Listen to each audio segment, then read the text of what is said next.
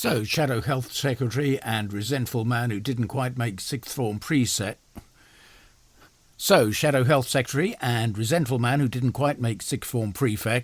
Wes Streeting was on Newsnight last night, and he was chatting about health and all the various plans that he has for the National Health Service, and there were one or two disgruntled people in the audience who just wanted to bring something to his attention. Here's one lady who had quite a tragic story, really. Anyone that's had cancer can relate to that. The feeling of having this thing in your body that's growing, and you've got to just wait while somebody to take it out of you is just... It was the longest 4 months of my life. And I remember getting the date for my surgery and thinking, this must be a mistake. This cannot be right. So I don't know if people are aware of PALS, but I think all hospitals have them. It's a sort of listening service for patients. And I called PALS at my hospital to say, there's a 62-day target for the NHS for starting cancer treatment, and I'm looking down the barrel of 4.5 months.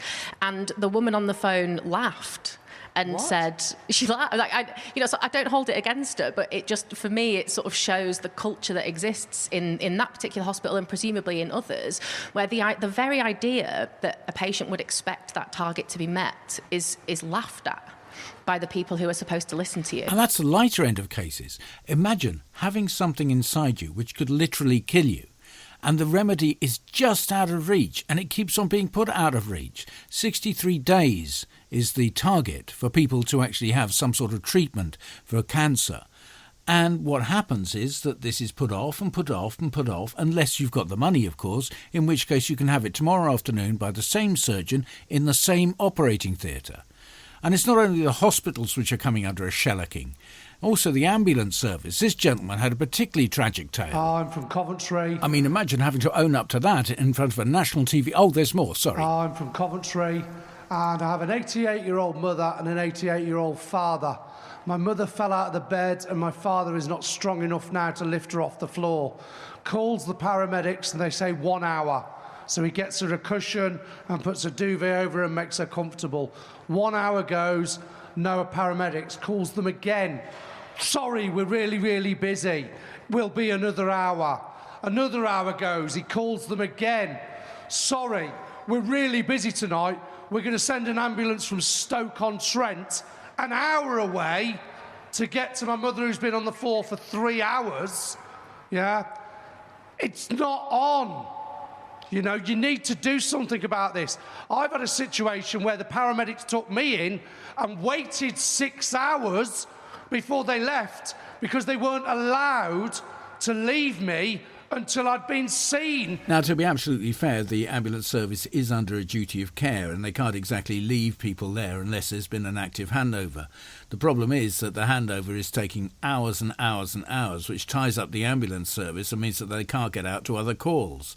It's an operational issue which has been going on for the last 20 years or so, but it's something that the Conservatives obviously have failed to address. 9 hours I was in a corridor. This is not an uncommon experience.